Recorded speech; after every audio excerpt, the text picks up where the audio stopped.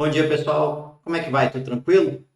Vamos retomar então a leitura da Bíblia Sagrada. E o nosso foco hoje é o capítulo 9 do primeiro livro das Crônicas. Vamos lá? Os que voltaram do cativeiro. Fizeram uma lista de todo o povo de Israel de acordo com as suas famílias. E isso foi escrito no livro dos reis de Israel. O povo de Judá havia sido levado prisioneiro para a Babilônia como castigo pelos seus pecados. Os primeiros que voltaram a morar nas suas propriedades e nas suas cidades foram gente do povo, sacerdotes, levitas e servidores do templo. Pessoas das tribos de Judá, Benjamim, Efraim e Manassés foram morar em Jerusalém. 690 famílias da tribo de Judá moraram em Jerusalém. O líder dos descendentes de Pérez, filho de Judá, foi Utai, filho de Amiúde e neto de Oni. Entre os seus antepassados estavam Iri e Bani. O líder dos descendentes de Selá, filho de Judá, foi Asaías, que era o chefe da sua família. O líder dos descendentes de Zera, filho de Judá, foi Jeuel. Moravam em Jerusalém os seguintes membros da tribo de Benjamim: Salo, filho de Mesulã, neto de Odavias e bisneto de Asenuá.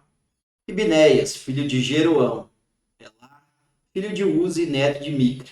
Mesulã, filho de Cefatias, neto de Reuel e bisneto de Ibnijas. 956 famílias da tribo de Benjamim moravam em Jerusalém. Todos os homens cujos nomes estão escritos acima eram chefes de famílias. Os sacerdotes que moravam em Jerusalém. Moravam em Jerusalém os seguintes sacerdotes: Gedaías, Jeuiaribe e Jaquim. Ali morava também Azarias, que era o administrador do templo. Ele era filho de Ilquias, neto de Mesulam, bisneto de Zadok, trineto de Meraiote e tetraneto de Aitube. Adaías, filho de Jeroão, neto de Pazu e bisneto de Malquias. Masai, filho de Adiel, neto de Jazera, bisneto de Mesulam, trineto de Mesilemite e tetraneto de Imer. Havia 1.760 sacerdotes que eram chefes de famílias. Eles estavam preparados para fazer todos os trabalhos do templo. Os levitas que moravam em Jerusalém. Moravam em Jerusalém os seguintes levitas: Semaías, filho de Assub, neto de Azricã e bisneto de Asabias. Ele era do grupo de famílias de Merari, Baquebacá, Eres e Galau. Matanias, filho de Mica, neto de Zicne e bisneto de Asaf. Obadias, filho de Semaías, neto de Galau e bisneto de Getuntum. Berequias, filho de Asa e neto de Eucana, que morava nas terras que pertenciam à cidade de Netofa.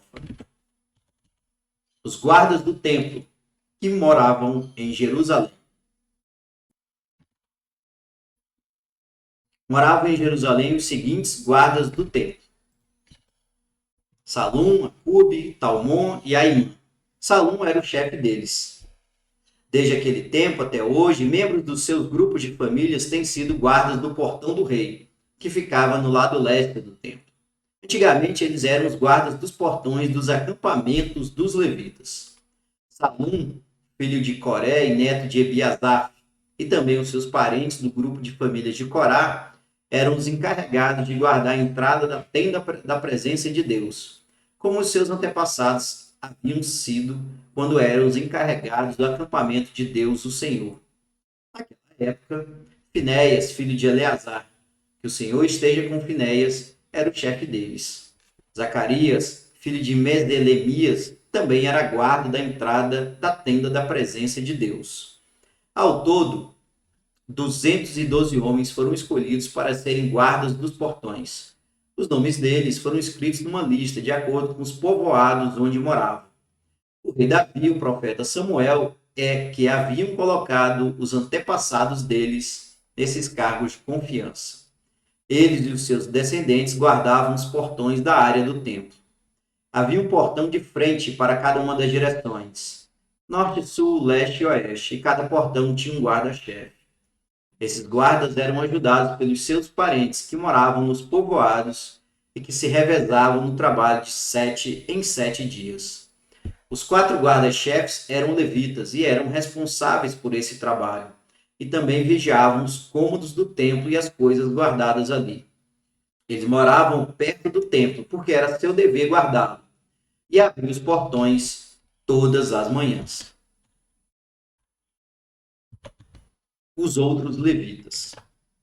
Os outros levitas eram responsáveis pelos objetos usados no culto. Todas as vezes que esses objetos eram usados, eles os contavam quando eram levados e quando eram devolvidos. Também havia levitas encarregados dos outros objetos sagrados e da farinha de trigo, do vinho, do azeite, do incenso e das especiarias. Mas os sacerdotes é que tinham a responsabilidade de misturar as especiarias. Um levita chamado Matitias, que era o filho mais velho de Salum, do grupo de famílias de Corá, era o encarregado de preparar as ofertas de pães. Membros do grupo de famílias de Coate estavam encarregados de fazer todos os sábados os pães sagrados para o templo. Algumas famílias de levitas eram responsáveis pela música no templo. Os chefes dessas famílias moravam nos cômodos do templo e não tinham outros deveres, pois estavam ocupados no seu serviço de dia e de noite. Foram estes dos chefes das famílias de levitas, de acordo com a lista dos nomes dos seus antepassados. Eles eram os líderes que moravam em Jerusalém. Os antepassados e descendentes do rei Saul. Jeiel fundou a cidade de Gibeão e ficou morando ali. Essa mulher se chamava Maacá. Seu filho mais velho se chamava Abidom, e os outros eram Zur, Quis, Baal, Ner, Nadab, Gedor, Aiô, Zacarias e Miclote. Miclote foi o pai de Simeia. Os seus descendentes moravam em Jerusalém, perto das outras famílias do seu grupo de famílias. Ner foi pai de Quis, e Quis foi pai de Saul. Saul foi pai de 4 filhos, Jonatas, Malquizua, Abinadab e Esbal. Jonatas foi pai de Meribe e Baal, e Meribe e Baal foi pai de Mica. Mica foi pai de 4 filhos, Pitom, Meleque, Tareia e Acás. Acás foi pai de Jaerá, e Jaerá foi pai de 3 filhos, Alemete, Asmavete e Zirim. Zirim foi pai de Moza. Moza foi pai de Bineia, Bineia foi pai de Refaías.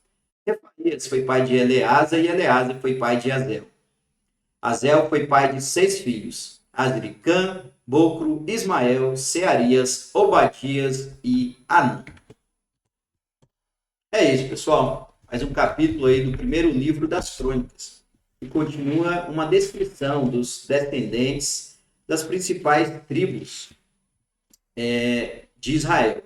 Aqui também há um foco daqueles que voltaram do cativeiro. É interessante mostrar essa questão, porque ele traz uma ideia geral de como Jerusalém ficou depois que voltaram do cativeiro os israelitas.